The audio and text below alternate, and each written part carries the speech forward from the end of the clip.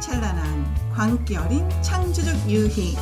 여기는 한지훈의 고전에서 찾아낸 단단하고 수상한 심리학, 고단수 심리학입니다. 저는 진행자 서정숙입니다. 오늘은 그 13번째 강의로 돈 없이 진짜 행복해지는 방법에 대해서 작가 한지훈 선생님께서 강의해 주시겠습니다. 선생님, 네. 돈과 행복, 사실 이거는 뗄래야 뗄 수 없는 거 아닌가요? 네. 진짜 행복이라는 거는 우리나라 대한민국 헌법 제10조 행복 추구권도 있다시피 굉장히 중요한 항목 중에 하나인데요. 네네. 정말 진짜 돈 없이 행복해질 수 있는 방법 시원하게 얘기해 주시죠. 예. 돈을 버는 이유는 편안함과 멋진 시간을 만들어내기 위해서 우린 돈을 법니다. 맞죠? 그렇죠. 근데 그 멋진 시간이라는 것의 핵심에 들어가 보면 얘기는 좀 달라져요.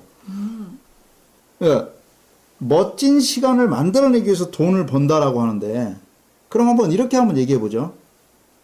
그러니까 돈을 버는 동안에 우리는 시간이라는 것을 담보로 하는 거죠. 그럼요. 근데 만약에 돈을 벌다 지쳐서 멋진 시간을 가질 만한 생의 즐거움이 없으면 어떡하죠? 아, 그 딜레마네요. 이게 딜레마죠. 이게 정말 큰 딜레마예요. 시간이 언제나 꿈처럼 빠르게 흘러가요. 아, 너무 빠르죠. 저는 초등학교 1학년 앞으로 나란히 하던 입학식이 아직도 생각이 나거든요. 그럼요. 근데 사실 눈 감으면 상당히 오래전 일인데 엊그제 같아요. 네. 그때는 왜 이렇게 한쪽에 손수건을 길게 달고 다녔는지 몰라요. 코 닦아주는 용도였죠? 네, 저는 코를 항상 옷소매로 닦았었는데, 네. 시간은 언제나 물처럼 흘러갑니다. 네. 한겨울의 혹독한 추위 가운데서도 흘러갈 것이고, 여름에 찌는 듯한 더위 속에서도 시간은 흘러갈 것입니다. 네. 시간이라는 무서운 괴물은 우리를 끊임없이 잡아먹으려 들 것입니다. 근데 한번 생각을 해보세요. 돈이 우선입니까? 시간이 우선입니까? 너무 고민되는 질문이신데요. 사실- 달걀, 닭. 예, 근데 시간이 굉장히 짧다는 거예요. 네, 오죽하면은 군대에서도 국방부 시계는 계속 돌아간다. 지금도 저는 이런 생각을 해요.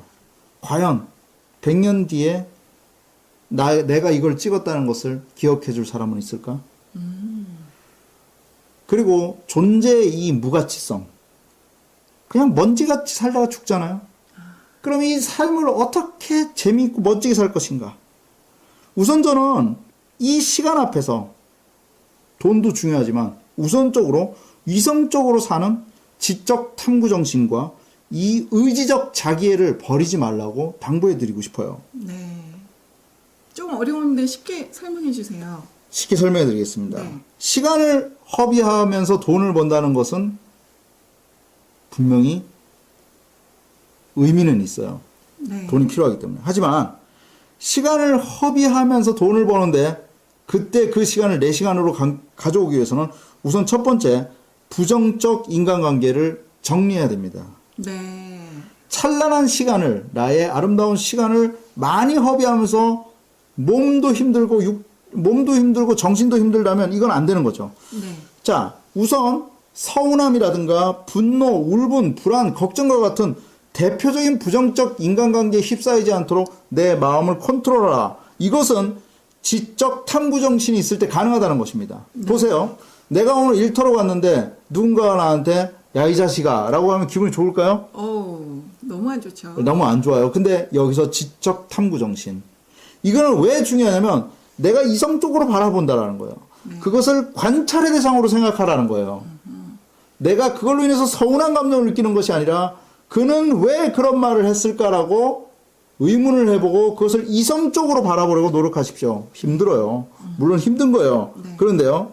바로 부정적 관계라는 것은요. 바로 우리의 창조적 시간을 뺏어가고요. 그래서 결국은 우리는 기분 나쁜데 열심히 일할 수밖에 없는, 그리고 찬란한 미래가 있다고 믿지만 그 시간을 제대로 쓸 수 없는 돈 버는 기계로 전락하게 될 것입니다. 우선 나의 관계 속에서 부정적 인간관계가 있다면 끊어내십시오. 그리고 두 번째, 부정적 인간관계로 인해서 내가 부글부글 끓어오르는 화와 불안과 울분에 쌓이기 시작한다면 그 시간 속에서 돈을 버는 것이 아니라 오히려 돈을 낭비하는 거가 되겠죠. 네. 그럴 때는요, 콜라병을 생각하십시오. 콜라병 막 흔들어 보세요. 어때요? 그 안에 딱 보면 거품이 쏙 올라와 있어요. 그쵸? 그러고 나서 뚜껑을 딱 닫으면 어떻게 되죠? 완전히 이거 폭파하죠. 팍 터지죠. 그때 팍 터졌을 때에 그 콜라가 축 올라온단 말이에요. 네. 그러면 보세요. 그 콜라를 흔든다라는 것은 지금 내 마음에 어떻게 돼 있는 거예요? 흔들리고 있다는 거죠. 혼란이 그냥 감정 제어가 안 되고 분노와 불안 그리고 울분, 억울함, 나만 고생하고 있다는 느낌 이런 감정들이 미친 듯이 올라오고 있는데 우리는 푹 했을 때 콜라 확 올라오는 왜 그래? 하면서 소리를 지르는 그 모습을 보면서 저 인간은 도대체 뭐냐? 라고 얘기를 하죠. 이해됐어요? 또 같이 옆에 있으면 콜라가 같이 튀니까 그렇죠. 기분도 나빠지고. 본인한테도 그 감정, 나쁜 감정이 콜라처럼 묻는 거죠. 그래서 둘 다 콜라가 묻어지고 둘 다 하나씩 흔들고 있는 거죠. 근데 한번 생각을 해보세요. 과연 이때 그렇게 부글부글 끓어오르는 마음을 가지고 있으면 누가 손해요? 본인 손해죠. 그렇죠. 돈 없이 진짜 행복해지는 유일한 방법은 내 안에 들어있는 흔들린 콜라를 바라보는 것입니다.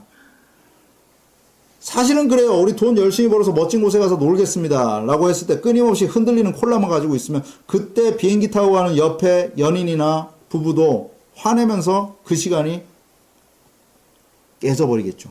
아우, 불편하죠. 저는 이렇게 생각합니다. 부정적 감정에 대해서 95%는 대응할 가치가 별로 없는 사소한 일이라고 생각을 해요.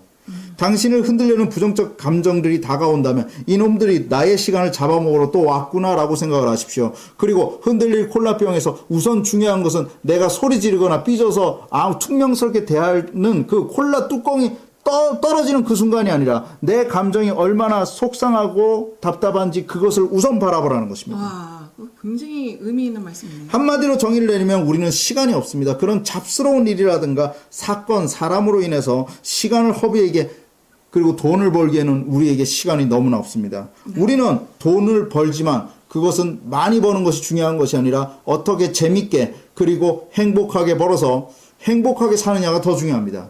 네. 그렇다면 이제 그것을 이룰 수 있는 가장 멋있는 방법, 집중에 대해서 설명하려고 합니다. 네. 미하이 칙센트는 몰입이라는 책에서 이런 말을 합니다. 관심의 초점이 자아가 아닌 다른 곳으로 돌려진다면 충족되지 못한 욕구로 인해 좌절이 의식을 침해할 가능성이 그만큼 줄어드는 것이다. 내적인 무질서에만 전념을 하면 정신적 엔트로피를 경험할 뿐이지만 자신의 주위에서 일어나는 일들에 관심을 돌리게 되면 스트레스의 해악을 상당히 감소시킬 수 있다. 이게 무슨 소리냐면요. 자, 집중은요. 우리의 의식 세계에서 떨어져 나와서 다른 어떤 일을 열심히 하는 것을 의미하거든요. 네. 자, 나는 사장님이 지금 나한테 돈을 요거밖에 안 주기 때문에 돈 받은 만큼만 사장 눈치 보면서 일해야 돼. 혹은 나는 지금 내 아내가 나한테 잘 안 해주니까 지금은 퉁명스럽게 삐져있는 얼굴로 다가가야 돼. 내 부모가 나에게 잘 안 해줬으니까 나는 지금 문을 꽝 닫고 들어가서 퉁명스럽게 앉아 있어야 돼. 라고 하면 지금 이건 전부 다 에너지 소비에 관한 이야기예요. 쓸데없는 부정적 에너지 소비에 관한 이야기. 맞죠? 듣기만 해도 답답해요. 그런데 미하이 칙센트는 이런 얘기를 하죠. 그때 말이야. 네가 진짜 거기에서 벗어나고 시간을 멋지게 쓰고 거기서 네가 진짜 전문가가 되고 싶다는 말이지. 그러면은 전문가가 되면 돈을 잘 벌잖아요. 그럼 어떻게 하면 되냐면 말이지. 그 의식에만 집중하는 것이 아니라 그 의식에서 떨어져 나와서 네가 진짜 집중할 수 있는 그것을 찾아야 돼. 그리고 사장 눈치 때문에 일하는 것이 아니고 부부관계를 그 사람 기분에 의해서 좌지우지 되는 것이 아니라 오직 내가 집중할 수 있는 하나를 생각하라는 거예요. 그래서 그것을 열심히 하다 보면 된다라는 거죠. 자, 그럼 저는 이렇게 생각합니다. 아주 중요한 메시지를 하나 던져주려고 하는데 인간관계는요. 그냥 난로예요. 자, 지금부터 뭐를 연상하냐면요. 시골 간이역을 한번 생각해 봅시다. 대학 시절에 참 그때는 비둘기라는 게 있었던 것 같아요. 비둘기라는 네. 무궁화호, 비둘기호. 그걸 타고 한번 전국을 이렇게 누벼본 적이 있었는데 정말 느리게 가요.